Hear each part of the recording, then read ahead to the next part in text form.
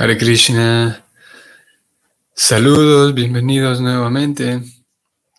Continuamos con la lectura del Srimad Bhagavatam en el canto primero, capítulo 17, texto 1. Om Namo Bhagavate Vasudevaya. Om Namo Bhagavate Vasudevaya. Om Namo Bhagavate Vasudevaya. Sutta Uvacha Tatra Gomitunam Rayam Hanyamanam Anattavat Dandahastam Chavrishalam Dadrishendri Palanchanam. Traducción. Sutta Goswami dijo: después de llegar a ese lugar, Maharaj Pariksit observó que un Shudra de la casta inferior, vestido de rey, estaba golpeando con una maza a una vaca y un toro, como si estos no tuvieran propietario. Significado. El principal signo de la era de Kali es que los Shudras de la casta inferior, es decir, hombres sin cultura brahmínica y sin iniciación espiritual, se vestirán como administradores o reyes. Y la principal ocupación de esos gobernantes no kshatriyas será la de matar a los inocentes animales, especialmente a las vacas y los toros, que no van a tener la protección de sus amos, los Vaishyas genuinos, la comunidad mercantil. En la Bhagavad Gita 18.4 se dice que los Vaishyas tienen la función de encargarse de la agricultura, la protección de las vacas y el comercio. En la era de Kali, los Vaishyas degradados, o sea, los comerciantes, están dedicados a suministrarles vacas a los mataderos. Los kshatriyas tienen la función de proteger a los ciudadanos del Estado, mientras que los vaishyas tienen la función de proteger a las vacas y los toros y utilizarlos para producir granos y leche. La vaca está hecha para dar leche y el toro está hecho para producir granos.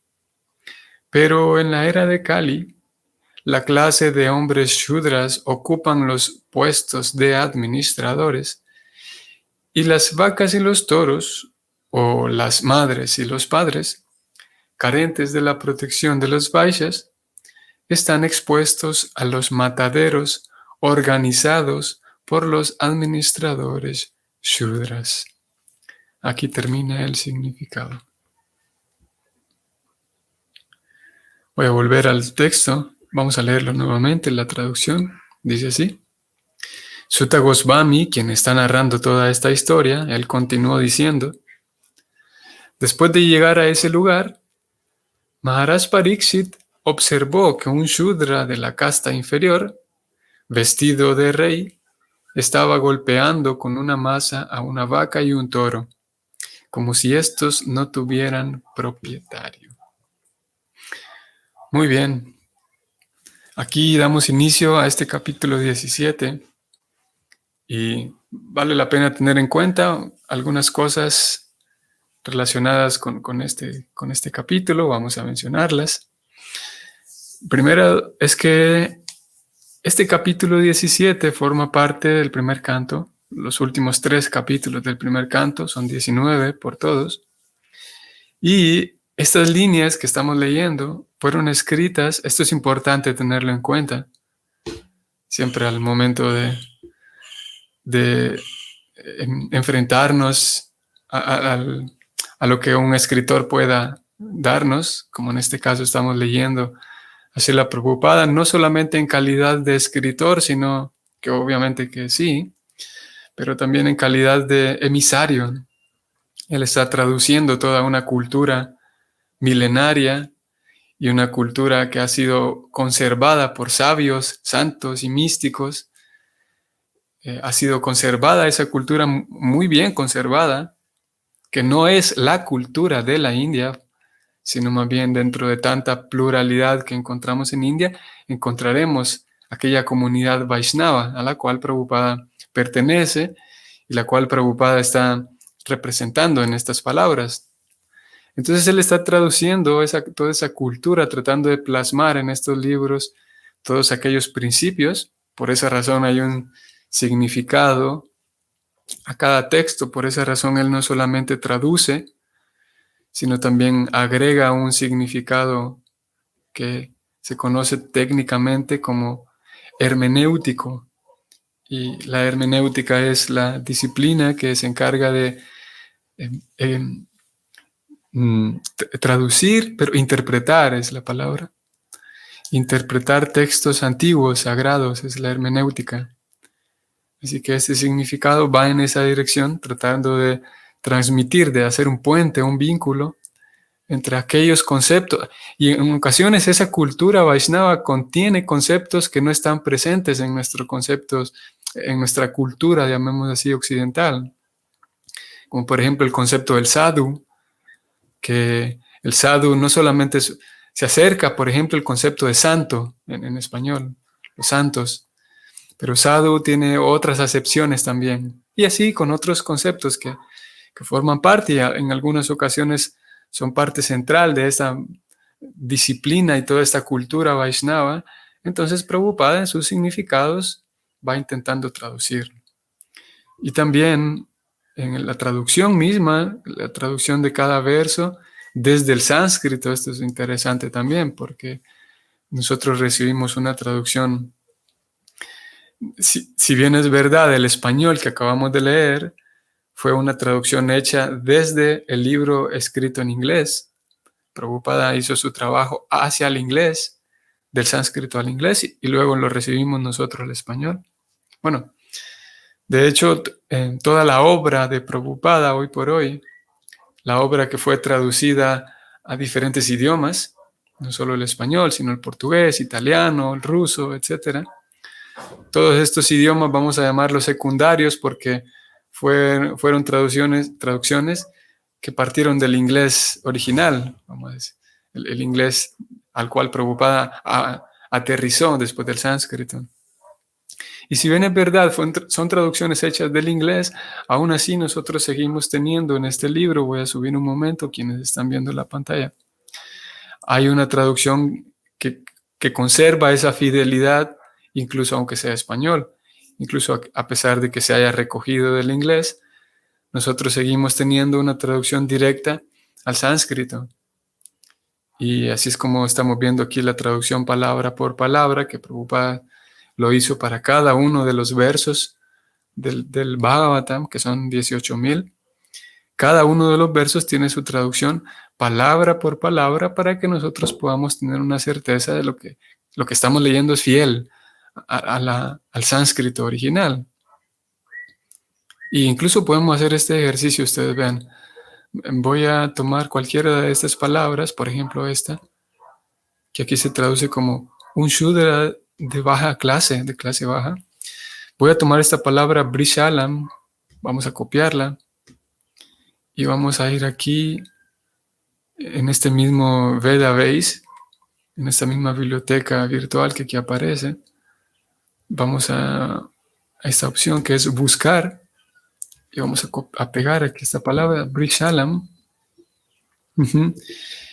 Y la página nos remite a otros lugares en donde se presenta también ese mismo concepto, Brishalam. En este caso, la palabra que escogí únicamente aparece en el texto del cual vinimos. Vamos a entrar ahí nuevamente. Y voy a hacerlo con otra palabra. Aquí está. Dadrishe. Vamos a buscar. Nada más para mostrarles a ustedes cómo Prabhupada construyó toda una obra muy, muy grande. Saben, lo que acabo de hacer es que fui al verso de hoy, recogí una palabra en sánscrito, que es Dadrishe, la coloqué aquí en el buscador y aquí en la parte derecha me indica que en el Srimad Bhagavatam hay 38 resultados, 38 lugares en donde se menciona esta misma palabra. Por lo tanto, vamos a abrir por ejemplo, que es Srimad Bhagavatam 777, canto 7, capítulo 7, texto 7, y encontramos la misma palabra, Dadrishe. Y vamos a ver aquí cómo se traduce. Aquí está. Dadrishe se traduce como que él vio. Aquí el personaje que se menciona, no sabemos quién es, pero esta persona vio algo. Vamos a volver ahora al texto de hoy. Y vamos a encontrar esa misma palabra, Dadrishe. Aquí está. Dadrishe. Y aquí cómo se traduce como que observó. Aquí aparece como observar. Entonces, estoy haciendo esto para mostrar cómo Prabhupada se encargó de que su obra misma fuera muy completa. No solamente, y lo sabemos a estas alturas, en el capítulo 17 en el cual estamos, cualquier persona que se haya tomado el tiempo suficiente con seriedad para leer estos libros habrá dado cuenta que esta es una filosofía muy seria. Y como hemos dicho en otras ocasiones, muy milimétrica, muy seria, muy detallada, con principios morales muy profundos. En sí la parte esencial en sí es muy seria y muy completa, la parte filosófica y ontológica, pero también mismo estos otros elementos externos, podríamos decir, de la obra de Prabhupada también le dan seriedad, como lo que estamos haciendo aquí ahora. Esa traducción palabra por palabra, que incluso Prabhupada podría haber eliminado, se pudo haber ahorrado todo ese trabajo porque definitivamente le llevó trabajo. Dar una traducción de cada palabra a cada verso. Él simplemente pudo haberlo no hecho, haberlo evitado. Y con ello haber avanzado más, haber cubierto una porción más grande de estos libros. Sin embargo, él decidió hacerlo así. Y repito, esto le da más peso todavía académico y puede servir, si bien es verdad, es un recurso que generalmente no hacemos mucho uso de él, este recurso de leer cada palabra de la traducción. Eso, por un lado, le da más fidelidad académica y por otro lado nos puede a nosotros dar más seguridad también al saber que estamos observando una obra, una traducción que es muy, como dije, muy seria, muy completa y aparte tiene mucha profundidad filosófica. Así que no estamos enfrente de simplemente a alguien que se le ocurrió escribir un libro para ayudar y maquinar con conceptos inventados una espiritualidad, sino que es algo, como dije al inicio, una tradición que se remonta a miles de años y en esos miles de años han figurado cientos y cientos de sabios, místicos, santos, en generaciones y generaciones enteras. Así que mencionaba todo esto porque Srila Prabhupada, a lo largo de su obra, empieza él haciendo algunos esfuerzos en la India para presentar este conocimiento en Occidente. Y después, definitivamente, hay un momento en su propia vida que efectivamente sale de la India, llega a Estados Unidos y logra materializar aquel deseo que él tenía, que era el mismo deseo de su maestro espiritual. Sin embargo, hay diferentes momentos en todo el esfuerzo de Prabhupada, hay diferentes momentos que podemos utilizarlos para observar el contexto en el cual se dieron y tener una mejor idea y una comprensión más abierta todavía, una comprensión más profunda de lo que Prabhupada está escribiendo. Y en este caso, yo decía todo esto porque Srila Prabhupada en estos versos, estamos en el verso 1, el 1, el 2 y el 3, vamos a encontrar él cómo utiliza esos 3 versos para hablar de las características y los signos de la era de Kali. Aquí él pone en este significado, él escribe, lo articula así: el principal signo de la era de Kali, dice aquí en este verso, es que muchos gobernantes sin aptitud van a tener puestos de gobernantes. Y en el verso segundo y en el verso tercero, él da respectivamente los segundos y los terceros signos de Kali. Lo vamos a ir leyendo en los próximos días. Y, como digo, es importante recordar que estas líneas él las escribió antes de salir de la India. Muy interesante esto porque Srila Prabhupada no había tenido una experiencia de primera mano. Si bien es verdad, definitivamente él estaba informado. ¿A dónde es que voy a ir? Él sabía muy bien, o en la medida en la que la información que él tenía a mano, sabía cómo se manejaba Occidente, cómo se manejaba Inglaterra, cómo se manejaba Estados Unidos, Occidente en general, escuchaba algunas noticias, leía algunas informaciones que llegaban a sus manos. Y al mismo tiempo, su fuente principal de conocimiento eran las escrituras. Él conocía muy bien la descripción que las escrituras dan de Kali Yuga, las características de Kali Yuga. Y teniendo eso en cuenta, podemos recordar que él escribe estas líneas sin darse cuenta. Por ejemplo, cuando él llega a Estados Unidos, él observa muchas cosas que son, a pesar de ya haber escuchado y haber leído tanto de la era de Kali, haber leído tanto de la degradación de la era de Kali, llega un momento, su biografía lo relata así, llega un momento en el que, por ejemplo, llega a Pensilvania, Estados Unidos, que fue el primer lugar en donde primero el barco llega a Boston y de Boston él desembarca y va directamente a Pensilvania, que era donde se iba a quedar, donde se quedó durante algún tiempo. Y esa fue la primera ocasión en donde él pudo ver así de primera mano cómo era Kali Yuga, experimentándolo fuera de la India, cómo era Kali Yuga en Occidente, pues. Y que era diferente ese Kali Yuga de la India, ¿no? Él en la India, por ejemplo, tenía la oportunidad de ir a algún templo, a diferentes templos, y él, por ser un sadhu, por ser un sannyasi, un renunciante, como él mismo lo va a expresar en los próximos versos que vamos a leer, en la antigüedad esos sadhus y renunciantes eran respetados y en cualquier lugar nadie les negaba un poco de comida, un lugar donde descansar y con mucho respeto. Y si bien es verdad, él estaba en Kali Yuga en 1900, vamos a decir 50, 60, ya era Kali Yuga, pero aún así en la India tenía él ese respaldo, podemos decir, social, de que él era un sadhu, él era un santo, y lo respetaban como tal. Tal vez no en todos lados, pero estaba presente ese respeto y esa consideración por los sadhus en la India en 1950 y 60, en donde él estuvo, a pesar de que ya estaba también en Kali Yuga. Pero entonces él sale, llega a Pensilvania, donde nadie sabe qué es un sadhu, nadie tiene la menor idea de qué etiqueta observar en el comportamiento frente a un sadhu, como lo era él. Y él llega, y algunos de ustedes sabrán, pasó un tiempo viviendo aquí en Pereira con las personas que lo recibieron, y él tenía que, por ejemplo, las personas que llegaban donde la casa en donde él estaba, amigos de sus anfitriones, y a veces llegaban y fumaban allí mismo, en presencia, conversando con él mismo, estaban fumando, y Prabhupada era la primera vez, como digo, que tenía una experiencia así de primera mano con estas cosas.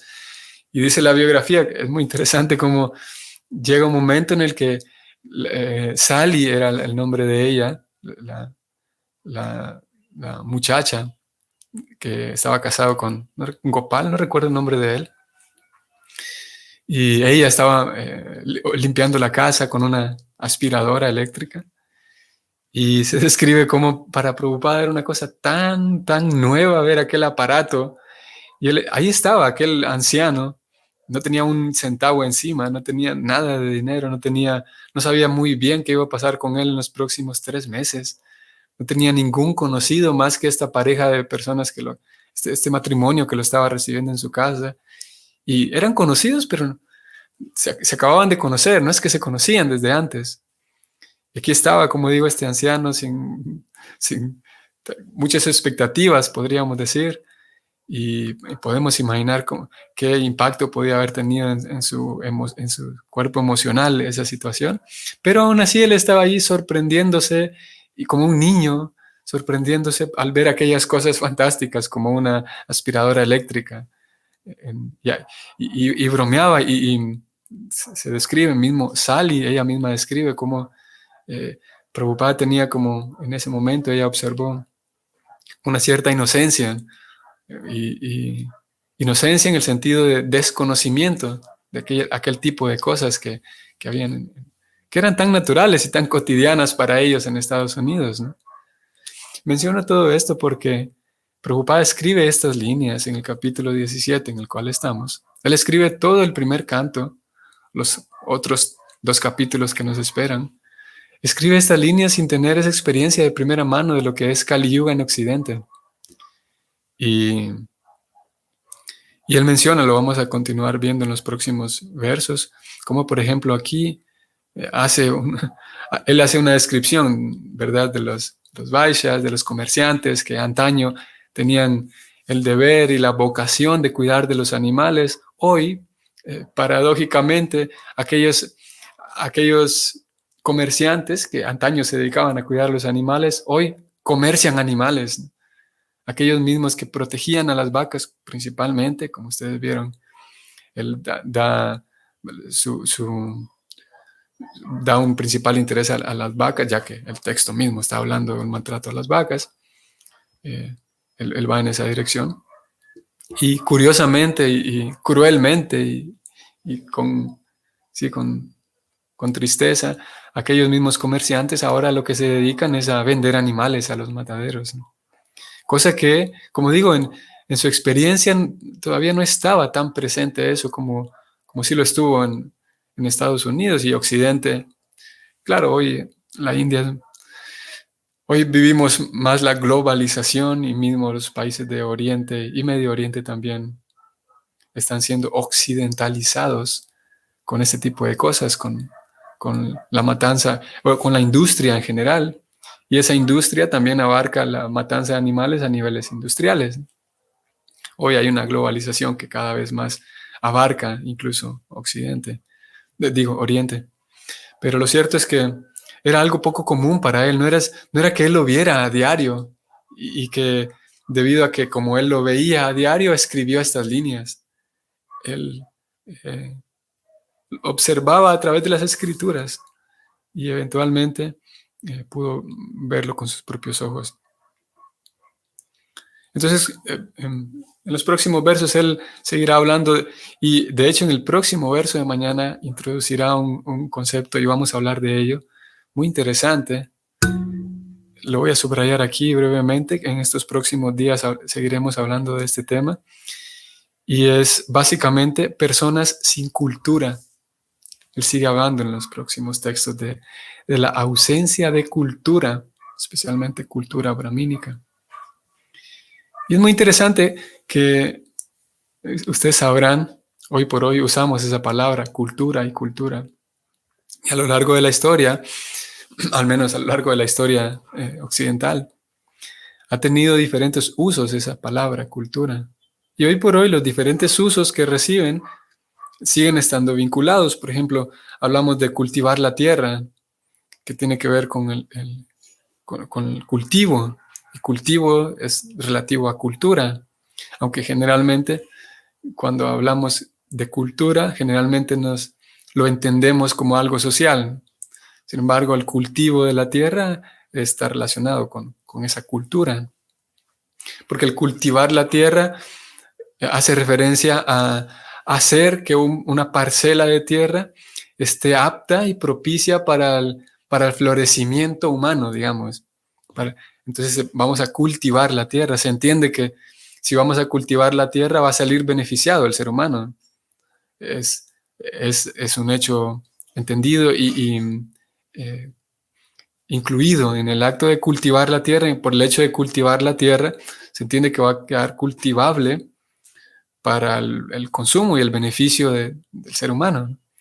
Similarmente, un ser humano cultivado o un ser humano culto, diríamos, es una persona que representa un beneficio para los demás.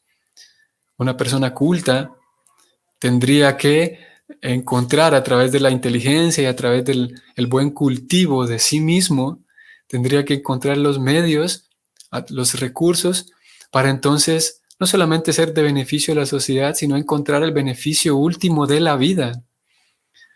Eh, una persona que se cultiva a sí mismo sabrá no solamente una persona que es productiva, que es algo diferente, podrían ser sinónimos o podríamos verlo como algo similar.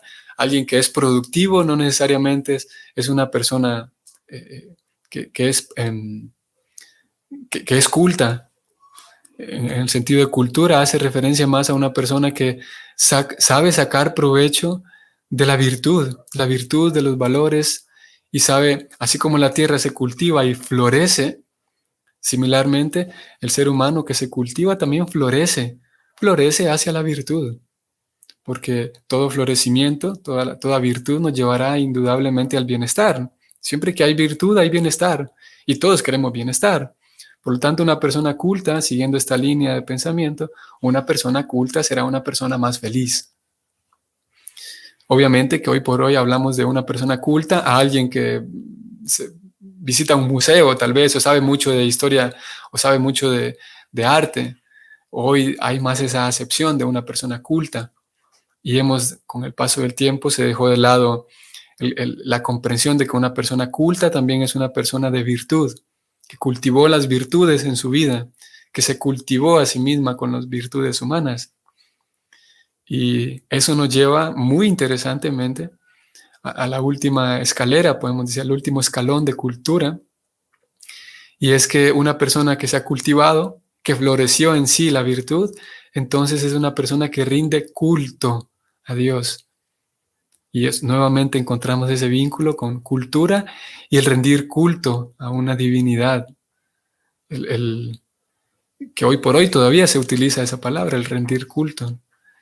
Y naturalmente una persona que cultivó sus virtudes sabrá muy bien que la meta final o la meta condensada del bienestar y la felicidad y la satisfacción es ofrendar su vida a Dios de diferentes maneras, con diferentes métodos, pero en fin de cuentas, esa búsqueda de la divinidad, esa búsqueda de un contacto con la divinidad, esa búsqueda de la verdad también, que aparece en la historia occidental, la búsqueda de la verdad, el rendirle culto a la verdad o a la divinidad, es una consecuencia natural de una persona inteligente, una persona culta, que se cultivó. Así que Prabhupada va a ir hablando en estos próximos versos de la ausencia de cultura, y definitivamente en nuestros días que corren hace falta un cultivo de cultura, un cultivo de virtud. Eso sería cultura. No solamente como digo, aprender a reconocer obras de arte o aprender a reconocer o a la literatura o a saber de la historia, que es como se usa hoy por hoy la cultura, sino el cultivo de uno mismo. Y ese cultivo de uno mismo se expresa entonces en la música que una sociedad reproduce y escucha, en aquello que también llamamos cultura, como una lista muy grande de tradiciones, una lista muy grande que incluye eso, tradiciones, rituales a veces, que incluye modos de comportamiento, que incluye un lenguaje, todo eso también lo podemos llamar cultura. Y todos esos ítems, todas esas listas de características externas de una sociedad, como el lenguaje, las costumbres, las tradiciones, todas esas cosas externas son un reflejo del cultivo de aquella sociedad. Por eso una persona culta va a reflejar en sus palabras, en sus acciones, en sus hábitos, va a reflejar cultura, una persona culta. Y esa cultura, como digo, la cultura brahmínica, como Prabhupada lo llama, es una cultura que siempre va buscando el vínculo espiritual y el beneficio espiritual de todo, incluso los seres vivos no humanos, como las vacas y los toros, que hoy fueron incluidas en este verso. Así que vamos a detenernos allí. Espero que para ustedes sea un bonito día hoy, un día de cultura para ustedes, que sea un día de cultivo. Que tengan un bonito día y nos vemos mañana. Hare Krishna.